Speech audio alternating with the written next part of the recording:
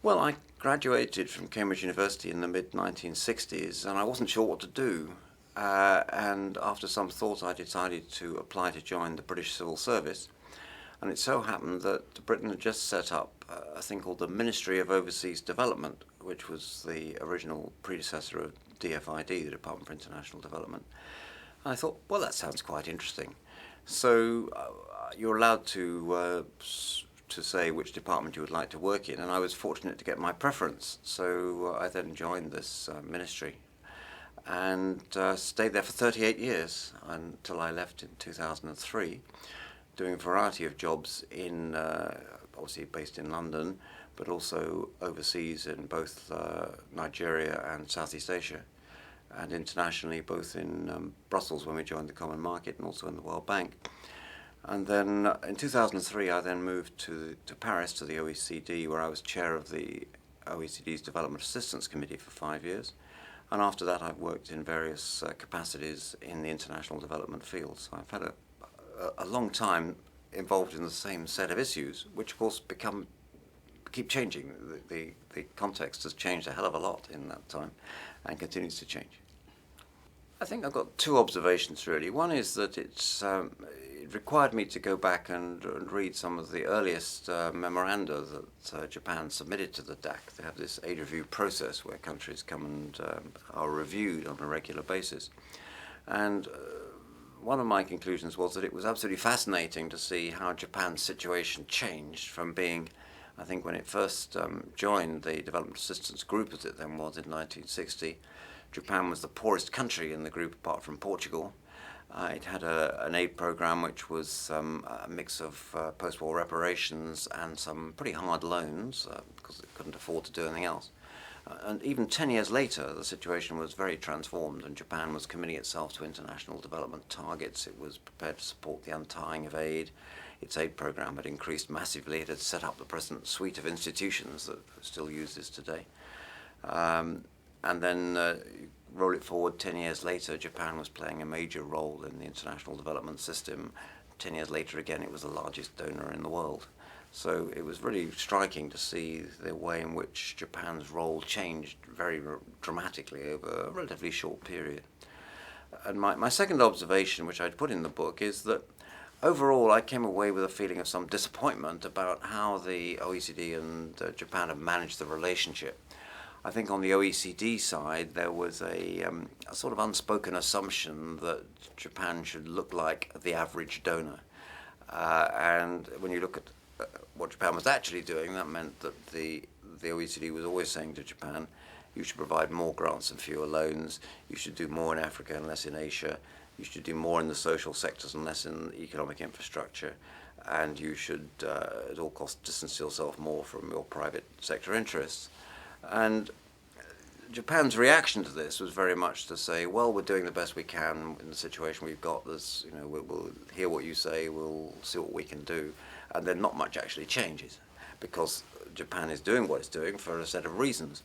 And I think there could have been my overall sense is there could have been a better dialogue on both sides. I think Japan could have argued more coherently that its model was actually very well adapted to Southeast Asia in particular, where it was a lot of its aid was going, that loans were objectively better than grants for use in the circumstances, that the cooperation with the private sector was one of the things that enabled Japanese investors to transform economies in Southeast Asia, and that there were things that Japan could and should do in poorer countries, but Japan would adapt its model to that, as indeed Japan has. Japan provides many more grants to Africa than it did for Asia.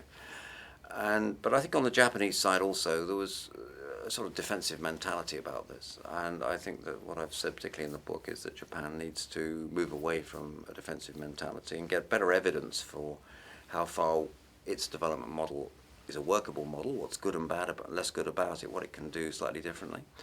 And on the other side, the other donors should realize that Japan's bringing some things that they now belatedly recognize are very important. Countries do need economic infrastructure to grow. We do need to move countries away from a dependent mentality to one where they're pushing their own development, and we're there to help them. And a lot of what Japan brought to this is actually very sensible in development terms. So I think there could have been a better discussion over these years. And I see some signs, and I say this in the book, in the most recent review in 2014, that some of these messages are getting home to both sides. Well, I think this is a very important question, and all donors are considering the answer to it. The SDGs have been criticised for being too numerous and having, I think there are 160, 170 targets involved. So to that extent, it gives you a lot of options.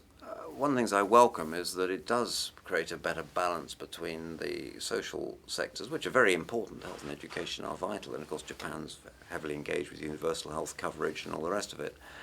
But equally, there's a recognition that sorting out energy is a crucial issue. I'm slightly disappointed that the SDGs don't have anything specifically on transport, because if you look back to the development of either Britain or Japan, the key driving factor in both cases was a sharp reduction in transport costs from introduction of better roads, in the British case canals, and then both countries railways, which have very much driven development, aren't sufficiently recognised. But leaving that on one side, the SDGs provide a very reasonable overall set of objectives for the world. I think they will be, like the Millennium Development Goals, quite influential in enabling countries to benchmark themselves against each other. And I think that Japan should build on what it's already doing, but adapt its model to changing circumstances. So it should build on what it's doing, because a lot of what it is doing in terms of building economic infrastructure, in terms of a very strong focus on human resource development, in terms of some of its broader objectives, things that Japan is very skilled on, like disaster risk management, Japan's interest in broad health issues, Japan's interest in bringing rice technologies to Africa and so on, are things that Japan can and should continue to do. But where I think Japan needs to think more carefully is that in adapting a model which was developed for circumstances particularly in East and Southern Asia, Southeast Asia, adapting that model to environments where you're dealing with smaller countries, often with countries with quite weak institutions, sometimes more conflict, that considering how you operate in those circumstances can be very important. And I think Japan also needs to consider how you can make a model which gives a lot of priority to economic infrastructure, something which actually does what Japan says it wants to do, which is to produce inclusive growth. There's a danger that if you just go with the flow of the economy, you end up with very large capital cities. I saw this in Bangkok, and the rest of the country a long way behind. And I think Japan needs to think carefully about how its contribution can help countries. We can't determine this for countries, but can help countries to spread development spatially, and also to include poorer people. And I think that's a big challenge, not just to Japan, but to all donors. But I think particular challenge to countries that have traditionally spent a lot of money on heavy infrastructure. Getting that right is going to be important. And I think there are issues for Japan, as for all other donors, as to how you ensure that you give sufficient priority to the medium-term interests that we all have in a world that works. We're going to have 10 billion people on this planet in 2050. We all have a common interest that those people are living in countries that are well managed, which are growing, and where people's livelihoods are improving. It's going to be a big job. There'll still be plenty to do for generations or two after that. But we all have a common interest in that, and we shouldn't let the fact that we are potential competitors in the short term get in the way of that.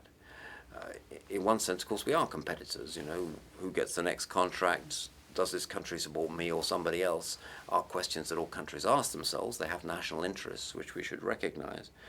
But it's a great mistake, because of your short-term national interest, to do things that are not in the long-term common interest. And I think that's the message that donors need to get over generally. We must build this around the common interests we all have in the future, and shape what we do to meet the circumstances of our own societies in ways that are consistent with that, rather than embarking on schemes that are not really sustainable because that looks good in the short term. Thank you.